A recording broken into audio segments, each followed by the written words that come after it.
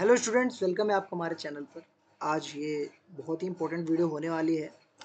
आप सब अगर क्लास 12th में हैं और आप इकोनॉमिक्स पढ़ते हैं या इकोनॉमी पढ़ते हैं तो आपने इंडियन इकोनॉमी में एक पढ़ा होगा अर्थव्यवस्था के प्रकार।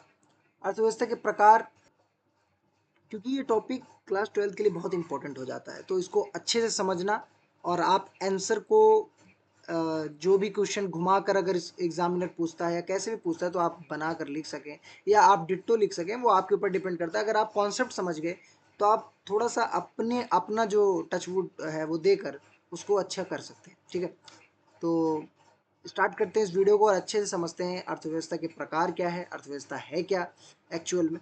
तो एक बेसिक पॉइंट से लेकर मैं आपको जो इसके प्रकार हैं वो सारी चीज़ें बताऊंगा। आपने थंबनेल में देखा होगा हम तीन मेजर चीज़ों की बात करेंगे, पूंजीवादी, मिश्रित और समाजवादी। ये तीन प्रकार की अर्थव्यवस्थाएं हमारे यहाँ होती हैं, पर एक्चुअली में हम लोग जो फॉलो करते हैं वो मिश्रित अर्थव्यवस्था फॉलो करते हैं। वो क्या होती है वो सारी चीज़ें हम अभी डिस्कस करेंगे।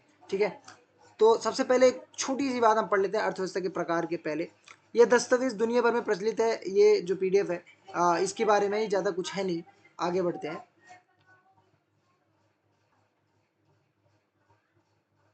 हाँ, तो हम आगे बढ़ते हैं और देखते हैं कि क्या है। तो सबसे पहले अर्थव्यवस्था क्या है।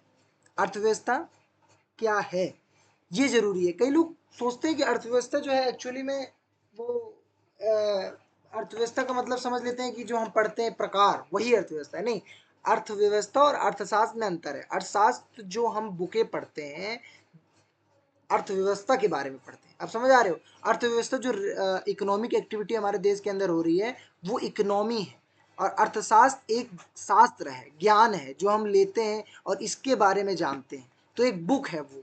और ये अगर सिंपल वे में समझाऊँ तो, पर और अच्छे से समझना है तो अर्थव्यवस्था धन का एक ज्ञान लेने की माध्यम होती है। अर्थव्यवस्था वो चीज़ होती है जिसके अंदर इकोनॉमिक एक्टिविटीज़ होती रहती हैं। अब जैसे कि मैं बोलूँ थोड़े सा और आपसे बात करूँ तो बताऊँ, अर्थव्यवस्था के जो जनक, अर्थशास्त्र के जो जनक माने जाते हैं जो मॉडर्न, वो एडम स्मिथ माने जाते हैं, क्योंकि उन्होंने 1776 में एक बुक लिखी थी, वेल्थ ऑफ नेशन। पूरा नाम उसका और बड़ा है, वेल्थ ऑफ नेशन। 1776 में उन्होंने धन का सिद्धांत उसमें दिया, तो ये अर्थव्यवस्था के माने। पर भारत के अगर पूछ ले पर्टिकुलरली भारत के जनक कौन है अर्थशास्त्र के, तो वो मोचगुंडम विश्वेश्वरैया जी हैं। मोचगुंडम विश्वेश्वरैया जी हैं। ठीक है, और अगर मैं बोलूँ, देखिए आप अर्थव्यवस्था में भी दो पढ़ते हैं, एक माइक्रो एक मैक्रो। तो माइक्रो वाला तो आपको पता नहीं, पर मैक्रो वाला जो है John Maynard Keynes, John Maynard Keynes जो आप 12th में पढ़ते हैं ना मैक्रो, उसके जो है जॉन मेनार्ड कीन्स जो है फादर है कहे जाते हैं। तो आपको भारत का भी बता दिया मैंने, मोचगुंडम विश्वेश्वरैया जी हैं। और अर्थशास्त्र के जो जनक माने जाते हैं, जो आपको 12th में पढ़ाया है, जो आपके एग्जाम में आएगा तो आपको लिखना है, उन्होंने कौन सी बुक लिखी अगर एमसीक्यू में आ जाए तो 1776 में वेल्थ ऑफ नेशन नाम की उन्होंने बुक लिखी। ठीक है, अब हम आते हैं एग्जैक्ट इसके थोड़े पॉइंट को पढ़ते हैं। अर्थव्यवस्था क्या है। अर्थव्यवस्था किसी समाज में वस्तुओं और सेवाओं का उत्पादन यानी कि उसका प्रोडक्शन करना, वितरण यानी डिस्ट्रीब्यूशन करना, उपभोग यानी उसका कंज्यूम करना एक जटिल प्रणाली। मैंने बताया ना कि अर्थव्यवस्था के अंदर ये सारी चीज़ें होती रहती हैं, उत्पादन, वितरण, उसका उपयोग करना, तो ये इकोनॉमिक एक्टिविटी के अंदर आ जाती है।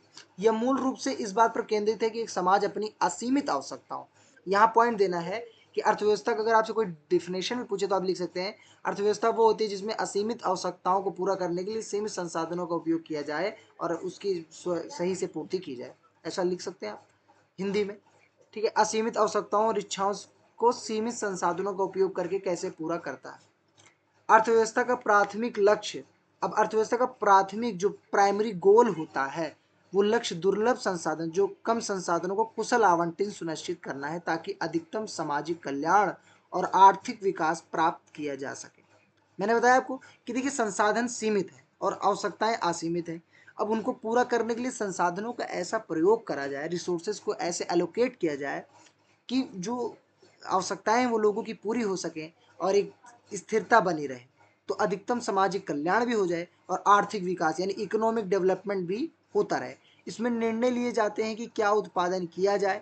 यही वाली बात है कि अर्थव्यवस्था के अंदर जब हम देखते हैं कि क्या हमें करना है, तो वो मेन बात यहाँ थी, क्या उत्पादन किया जाए, कैसे उत्पादन किया जाए, किसके लिए उत्पादन किया जाए, क्या उत्पादन किया जाए, व्हाट टू प्रोड्यूस, कैसे उत्पादन किया जाए, हाउ टू प्रोड्यूस, किसके लिए, whom to produce, तो वही ये जो 3-4 आप पढ़ते हैं वो यही है। ये निर्णय विभिन्न आर्थिक प्रणालियों में अलग अलग तरीकों से लिए जाते हैं जो अर्थव्यवस्था के मौलिक सिद्धांतों को परिभाषित करते हैं। ये क्लियर हो गया आपको। आगे बढ़ते हैं। एक अर्थव्यवस्था में कई तत्व शामिल होते हैं जैसे परिवार, वही वाली बात है जब आप 12th में पढ़े होंगे वो सेक्टर वाला कि एक दूसरे से जो इंडिपेंड रहता है, इंटरलिंक रहता है, सॉरी, वो आप पढ़े होंगे। परिवार जो है उपभोक्ता, व्यवसाय उत्पादक और सरकार नियामक और सेवा प्रदाता। यानी सरकार आपको वो चीज़ें देती है जो आप करना चाहिए, लैंड देती है या व्यवसाय के लिए आपको लीगल एक्टिविटीज़ प्रोवाइड करती है, जो इनलीगल है उस पर रोकथाम करती है, संसाधन प्रोवाइड करती है, जो भी चीज़ें हैं ये सभी तत्व एक साथ मिलकर काम करते हैं जहाँ परिवार अपनी श्रम शक्ति, यानी अब देखिए परिवार क्या है, परिवार के ही तो लोग हैं जो व्यवसाय में भी हैं, परिवार के लोग हैं जो उपभोग भी कर रहे हैं, उपभोक्ता भी हैं।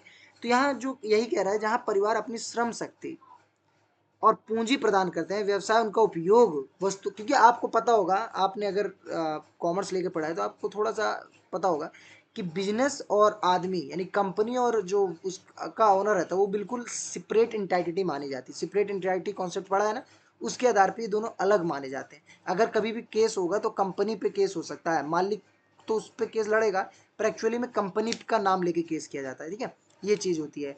पूंजी प्रदान करते हैं, व्यवसाय उनका उपयोग वस्तुओं और सेवाओं का उत्पादन करने के लिए करते हैं, और सरकार उन गतिविधियों को विनियमित यानी रेगुलेट करती है और सार्वजनिक सेवाएं प्रदान करती है।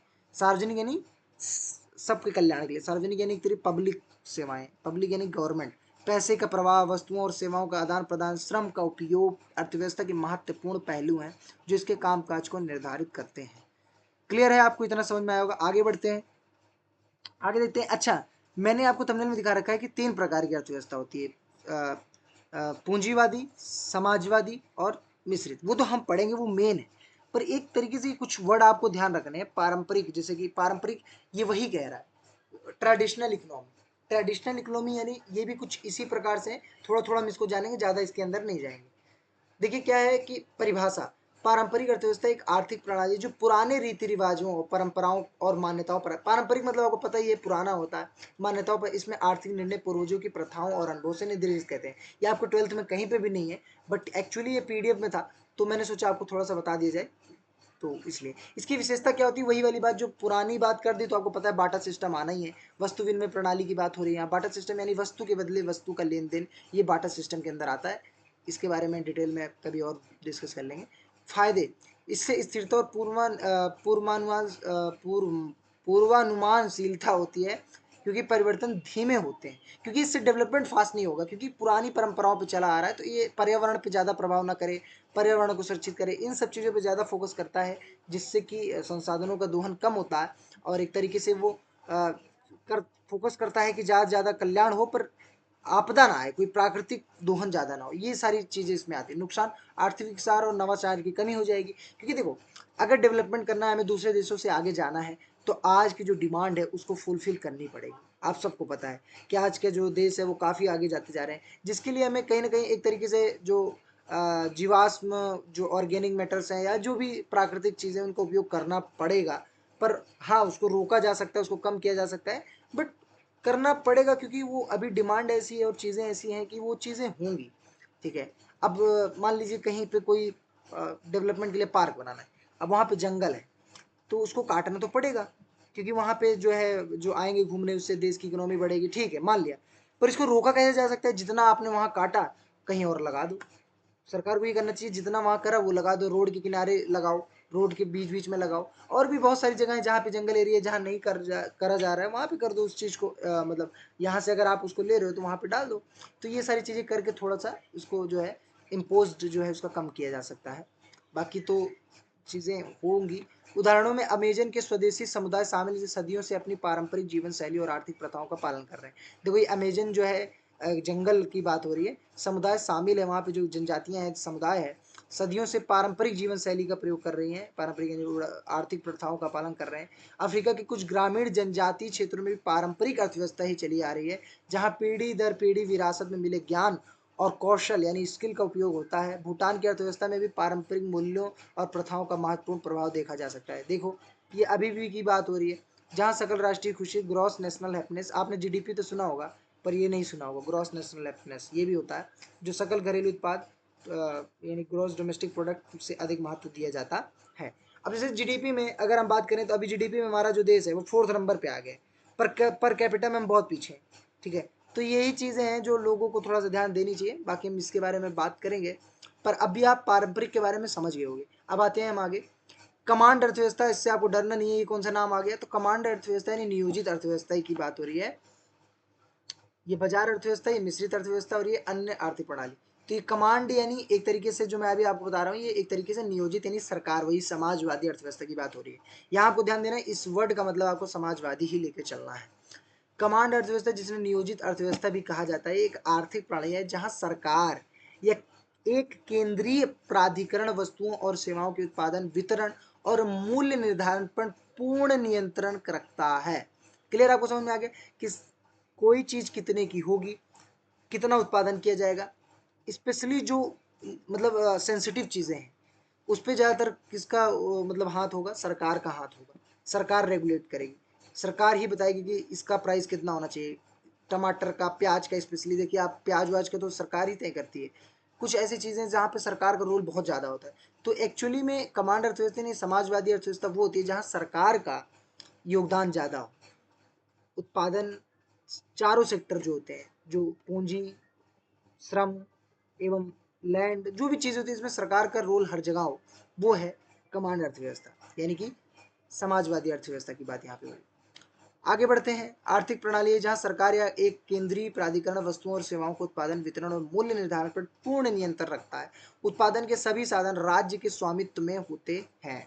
राज्य के स्वामित्व यानी राज्य मतलब यहाँ किसी एक पर्टिकुलर यूपी, बिहार, झारखंड, इनसे मतलब नहीं है, या दिल्ली, मुंबई, कलकत्ता, इनसे मतलब नहीं है। यहाँ कोलकाता, इससे मतलब यहाँ पे मतलब है राज्य का मतलब सरकार से, केंद्र की जो सरकार है वो, उसको बोला जाता है।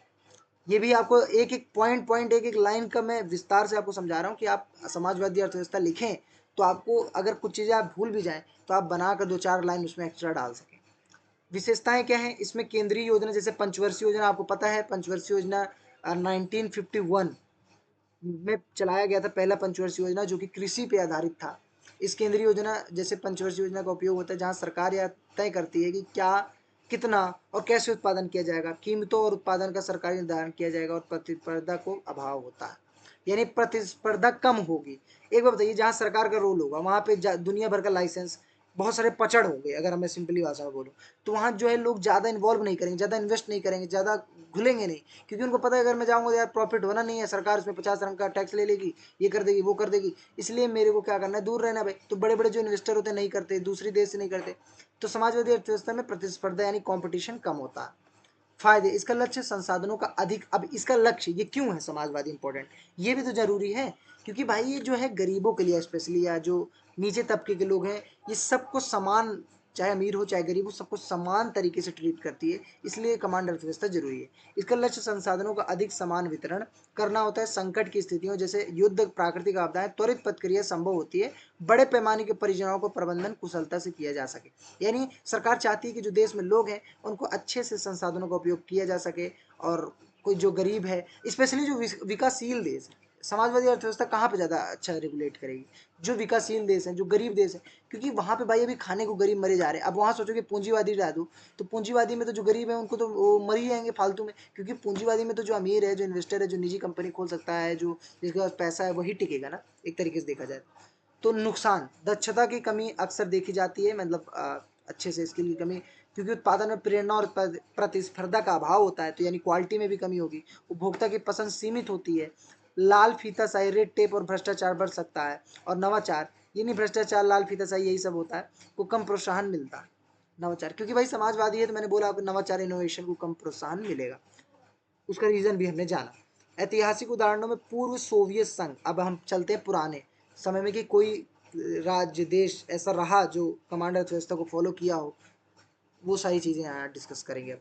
ऐतिहासिक उदाहरणों में पूर्व सोवियत संघ, आज जो रसिया आप बोलते हो उसको पहले पूर्व सोवियत संघ यानी USSR, union of Soviet socialist Republic बोला जाता था।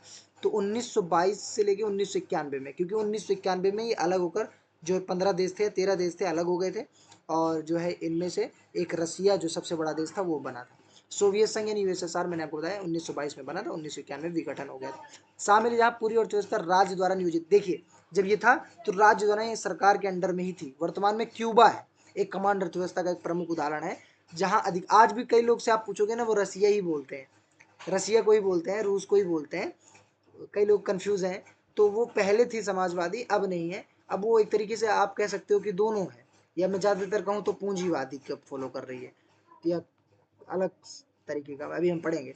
वर्तमान में क्यूबा एक कमांड अर्थव्यवस्था का एक, अभी तो क्यूबा है, क्यूबा एक और भी बहुत सारे देश होंगे उदाहरण जहाँ अधिकांश उद्योग राज्य के स्वामित्व में है, जहाँ अधिकांश, एक चीज देखिएगा पूरा तरीके से तो नहीं हो सकता, पर हाँ अधिकांश जो है स्वामित्व में। उत्तर कोरिया भी एक अत्यधिक केंद्रित कमांड, वो उत्तर कोरिया तो मैं कहूँगा भाई पूरी तरीके से है, आपने सुना ही होगा नॉर्थ कोरिया है, उसका जो चिंग जिंग पिंग पता नहीं क्या नाम है, सिंग जिंग पुंग क्या नाम है यार उसका, सिंग जिंग पिंग, ये तो चाइना का तो नहीं बता रहा मैं, ऐसे वो जो मोटा सा है उसको देखिए भाई, वीडियो ना बैन हो जाए उसको बोलने से। तो मेरा कहने का मतलब है कि वो भाई खतरनाक बंदा है। उसकी थोड़े अगर मैं बात बताऊं आपको, ऐसा बंदा है वो कि भाई अगर आपके घर में आग लग गई तो उसकी फोटो पहले उतारो, और अपनी बाद में, अपनी जान बाद में बचाओ। अगर आप बच भी गए और उसकी फोटो जल गई तो आपको मरना है, ठीक है। और उसकी फोटो जो है वो टॉप पे होनी चाहिए, नीचे नहीं होनी चाहिए, ठीक है। और भी बहुत सारी उसने रेगुलेशन की, उसके जब बाप मरा था 10 दिन कोई हंसेगा नहीं मरेगा नहीं, मतलब सॉरी रोएगा नहीं, और भी बहुत सारी चीज़ें वो रेगुलेट करता है। बहुत खतरनाक बंदा है। अब तो कहा जाता है सुधर रहा है थोड़ा, पर बाकी ऐसा नहीं है, वो बहुत डेंजर आदमी है। जिसकी 95% से अधिक अर्थव्यवस्था राज्य नियंत्रित करती है, 95, जहाँ सभी आर्थिक निर्णय सरकार द्वारा ही लिए, बिल्कुल वो तो मैं कहूँगा 100% है, 5% पता नहीं क्यों बोल रहा है झूठ ये बाकी 100% है। ठीक है आगे बढ़ते हैं। आपने समाजवादी समझ लिया, आप बाजार अर्थव्यवस्था को अच्छे से समझते हैं। देखो बाजार अर्थव्यवस्था यानी पूंजीवादी अर्थव्यवस्था। अब नाम से ही फील हो रहा है कि बाजार अर्थव्यवस्था की बात हो रही है, तो खुली बात होगी भाई, यहाँ पे जो है सरकार का रोल नहीं होगा। यहाँ पे होगी बात डिमांड और सप्लाई के आधार पर कीमत तय होगी। अब देखो डिमांड ज़्यादा है तो कीमत भी ज़्यादा हो जाएगी, सप्लाई उसी आधार पे करनी पड़ेगी। तो यहाँ पे डिमांड और सप्लाई के आधार पे जो है निजी कंपनियां, निजी लोग, ओनर प्राइस सेट करते हैं। क्या उनके रॉ मटेरियल्स के जो लग रहे हैं उसके आधार पे वो अपने प्राइस को सेट करेंगे। ये सारी चीज़ें जहाँ आ जाती हैं बाजार, और ये अर्थव्यवस्था ज़्यादातर विकसित देशों में देखी जाती है, क्योंकि ये डेवलपमेंट को बहुत ज़्यादा प्रोत्साहित करती है, और यहाँ प्रतिस्पर्धा भी बहुत अधिक होती है। ये सारी चीज़ें अब हम इसको एक एक लाइन में पढ़ लेते हैं। थोड़ा मैंने आपको ओवरव्यू बता दिया। परिभाषा, बाजार अर्थव्यवस्था एक आर्थिक प्रणाली जो मुक्त बाजार सिद्धांतों, निजी स्वामित्व पर आधारित है। मैंने बोला ना, यहाँ प्राइवेट कंपनी होगी, प्राइवेट ओनर होगा, यानी सोल प्रोप्राइटरशिप होगा, ओनर भी होगा। इसमें आर्थिक निर्णय व्यक्तिगत उपभोक्ता और व्यवसायों द्वारा लिए जाते हैं, ना कि सरकार द्वारा। अभी हमने पढ़ा, अब बताइए आपको समझने में कितना आसान हो रहा होगा, मैंने क्लियर कर दिया। भी ये समाजवादी में जो है सरकार का रोल ज़्यादा होता है, सरकार निर्णय लेती है। बाजार अर्थव्यवस्था में ऐसा नहीं है। अभी आप देखो हमारे यहाँ जब कोई एक्शन लेती है सरकार, मान लीजिए अभी रेलवे वाला सीन होता है कि रेलवे को प्राइवेट करते जा रहे हैं, ये करते जा रहे हैं, ये एक तरीके से पूंजीवाद की तरफ बढ़ने का इशारा होता है। ये पूंजीवाद करने का इशारा, क्योंकि जब सरकार प्राइवेट करती है ना कोई चीज़, तो वो अच्छे से जो प्राइवेट कंपनी हो उसका चार्ज भी ज़्यादा कर सकती हैं, और उसकी जो क्वालिटी है वो भी बढ़ जाती है। आप अभी भी देख लीजिए, मैं एज आ जो है रियलिटी वही बोल रहा हूँ। अब गांव में अभी भी कई गांव ऐसे हैं, मैं बता रहा हूँ आपको, जहाँ पे प्राइमरी स्कूल, सरकारी स्कूल अभी उस आधार पे है ही नहीं। बताया जाएगा कि इंग्लिश मीडियम भी हो गया है, ये हो गया वो हो गया है, पर वहाँ पे बच्चे इसलिए जा रहे हैं कि उनको दोपहर का खाना मिल जाएगा। ये गरीबता है हमारे यहाँ। तो ये जो मिड डे मील वाली स्कीम है, ये चलाई भी इसीलिए गई थी कि भैया लोग आएंगे, थोड़ा सा मतलब जो बच्चे हैं वो आएंगे, उनकी आवाजाही बढ़ेगी। तो ये सारी चीज़ें जो है ना, अभी हमारे देश को बहुत पीछे लेके जा रही है। तो अब प्राइवेट स्कूल में आप देख लीजिए, जो एक छोटा ही स्कूल होगा, पर उसकी जो है पढ़ाई, उसकी जो बुक्स होंगी हाई हाई कॉस्ट होंगी। बिल्कुल ये कुछ गलतियां हैं कि प्राइवेट स्कूल ज़्यादा कॉस्ट और फीसें होती हैं, वो हम नहीं कह सकते, वो अलग मैटर है, वो अलग चीज़ है, वो सोशल डिस्क्रिमिनेशन और जो भी चीज़ें हैं वो अलग चीज़ें हैं। पर एक बात कह रहा हूँ कि आपको अगर देखेंगे प्राइवेट जो स्कूल्स हैं, अभी स्पेशली जो आप विलेज विलेज एरिया में देखते हैं, प्राइवेट स्कूल काफ़ी बेहतर होते हैं सरकारी स्कूल के बेहतर। इवन पास में सरकारी स्कूल होगा पर बच्चे नहीं जाएंगे, और 10,000, मतलब कह रहा हूँ 10,000, 10 किलोमीटर 20 किलोमीटर दूर स्कूल होगा, वहाँ चले जाएंगे। क्यों? क्योंकि उनको भैया जाहिर सी बात है कि अच्छी सुविधा, अच्छी पढ़ाई चाहिए। अब वो अलग मैटर है कि वहाँ पढ़ाई हो रही है कि उस लेवल पे कि नहीं हो रही है, वो अलग मैटर है। पर इतना तो मैं कह सकता हूँ कि सरकारी स्कूल से काफ़ी बेहतर होगा सुविधा मामले में, और भी जो फैसिलिटीज़ हैं सफाई के मामले में। क्योंकि स्कूल, आप प्राइवेट स्कूल देखेंगे बाहर से बड़ा चमकता रहता है, उसकी जो सफाई है, उसकी जो फोटो में मैगजीन्स में फोटो आती हैं, जब ऐड होगा, ऐड चलाया जाता है, जब एडमिशन के लिए ऐड करा जाता है, अरे बाप रे, इससे साफ कोई स्कूल नहीं है, स्विमिंग पूल है, खेल का मैदान है, आपके बच्चों को यहाँ पे जो है वो बना दिया जाएगा, भाला फेंकने वाला, क्या नाम था उनका, ये हम लोग जब बता दो, जब एडमिशन करवाने आते थे ना प्राइवेट स्कूल, तो मेरी मम्मी लोग से जब बात करते थे, हम लोग छोटे थे तब हमें इतना ज्ञान था नहीं, तो हम तो भैया मम्मी लोग के कहने पे करा लेते थे। तो वही चीज़ें मैं देखता हूँ कि भाई जो है ये होगा वो होगा, और वो 4 दिन की चांदनी फिर अंधेरी रात वाली सीन हो जाती है। बट एक्चुअल में हाँ, ये मैं कहूँगा कि प्राइवेट स्कूल काफ़ी बेहतर होता है। हाँ, अब आप बहुत बड़े स्कूल प्राइवेट में जाएंगे तो काफ़ी बेहतर होगा, जो जिला लेवल पे सबसे बढ़िया हो, या स्टेट लेवल पे सबसे बढ़िया हो, तो वो स्कूल की बात ही अलग हो जाएगी। पर ऐसा नहीं है कि वो पर्टिकुलरली अच्छा ही पढ़ाते हो, कई बार अपने नाम अपने गुडविल का फ़ायदा उठा के एडमिशन तो हो जाते हैं, फीस तो अक्वायर कर लेते हैं, पर पढ़ाई उस लेवल का नहीं होता है। काफ़ी उदाहरण है, काफ़ी मैं देखता हूँ ऐसे लोगों को। ठीक है, वो एक्चुअली में क्या होता है ना, इस पर बहुत लंबी डिबेट हो सकती है, पर छोड़ो। परिभाषा ये हो गया। विशेषताएं, प्रमुख विशेषताएं में निजी संपत्ति का अधिकार, मैंने बोला ना इसकी विशेषता क्या होती है, निजी संपत्ति का अधिकार होता है। यहाँ सरकार का हस्तक्षेप बिल्कुल नहीं, जहाँ व्यक्ति और निगम संपत्ति और संसाधनों के मालिक हो सकते हैं। खुली प्रतियोगिता होती है, नवाचार का बहुत बढ़िया सीन होता है। मांग और आपूर्ति, डिमांड और सप्लाई के आधार पर नियम, कीमतों, मैंने बोला था ना कीमत प्राइस वगैरह सब सेट होती है, उत्पादन के स्तर को निर्धारित करता है।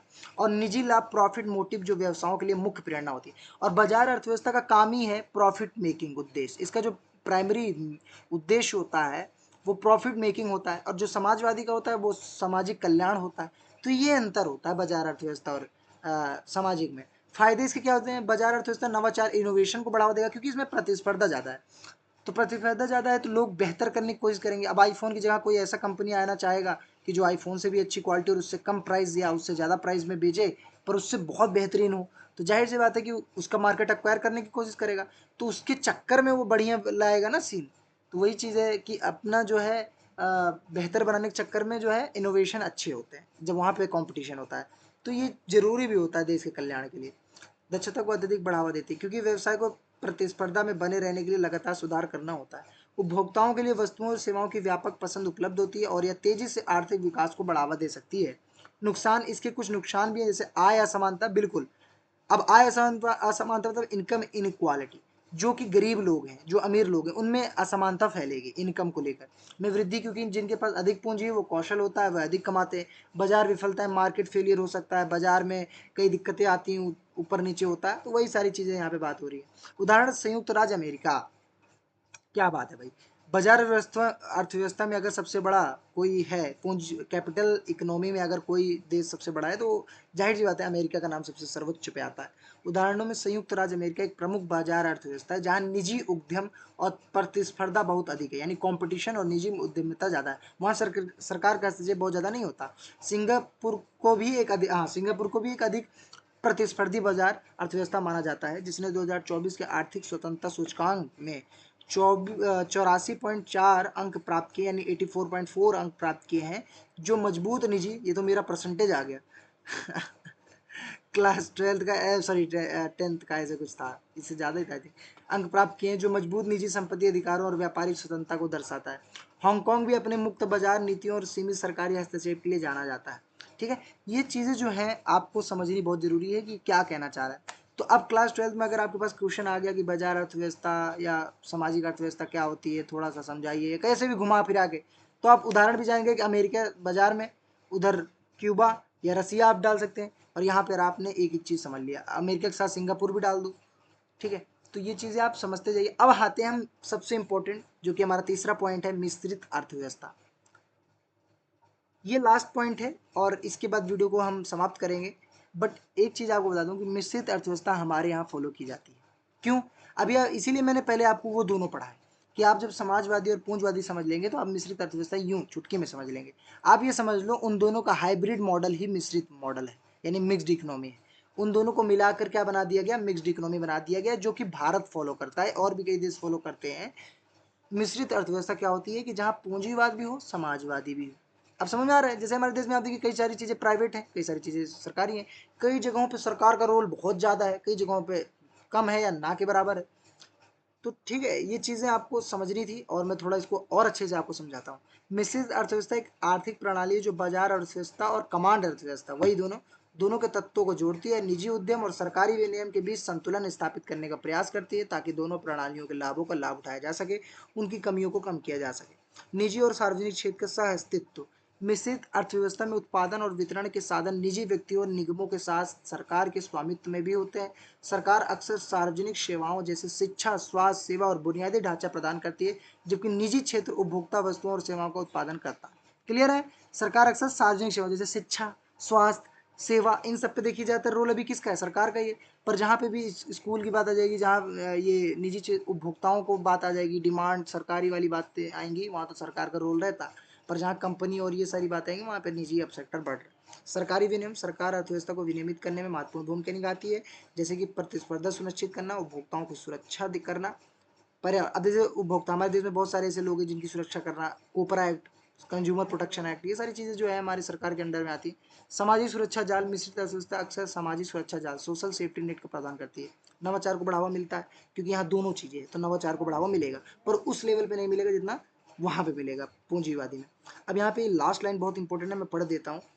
सरकार का हस्तक्षेप बहुत अधिक हो सकता है, बहुत कम भी हो सकता है। दक्षता पर असर पड़ सकता है और नौकरशाही, ब्यूरोक्रेसी और जटिलता बढ़ सकती है। सरकारी हस्तक्षेप की सीमा पर अक्सर बहस होती है। भारत एक प्रमुख मिश्रित अर्थव्यवस्था का उदाहरण है, जहां सार्वजनिक क्षेत्र के जीडीपी में लगभग 20% योगदान है। आप देख रहे सार्वजनिक यानी गवर्नमेंट की जो रेलवे, रक्षा, ये सब है, वो सरकार जीडीपी में 20% योगदान देती है। जर्मनी अपने सामाजिक बाजार अर्थव्यवस्था मॉडल के लिए जाना जाता है। अब जैसे चाइना, अभी हमने चाइना की बात नहीं की, ये आप देख रहे होंगे जो हम थंबनेल लगाए हुआ चाइना का भी मैप है। तो जो कम्युनिस्ट है वो कम्युनिस्ट अपनाता है, वो भी एक तरीके से समाजवादी की तरह ही कार्य कर रहा है। वो ज़्यादा थोड़ा सा उस पर फोकस करता है सरकार। एक ये है अन्य आर्थिक प्रणाली। हरित अर्थव्यवस्था क्या होती है भाई? ये थोड़े से जो कीवर्ड्स हैं वो जान लो। ये एक अर्थव्यवस्था है जहाँ पे सरकारी जो मतलब सॉरी ऐसे उपयोग करना कि पर्यावरण की क्षति कम से कम हो, सतत कृषि की जा सके, सतत पर्यावरण पे ध्यान दिया जा सके, सतत डेवलपमेंट पे ध्यान दिया जा सके, वो है। इसके बारे में कोई बात करने की जरूरत नहीं है, क्योंकि आपके 12th में है ही नहीं, टॉपिक में है ही नहीं, तो फालतू में आपका टाइम और मेरा एनर्जी क्यों वेस्ट करना। ठीक है, तो आई होप आपको वीडियो अच्छी लगी हो, और अगर वीडियो पसंद आई तो चैनल को सब्सक्राइब करें। ठीक है, ऐसी वीडियोस देखने के लिए चैनल को सब्सक्राइब कर लो। बाकी आपको मेरे रूल्स तो पता ही है, बाकी ठीक है, ओके, धन्यवाद।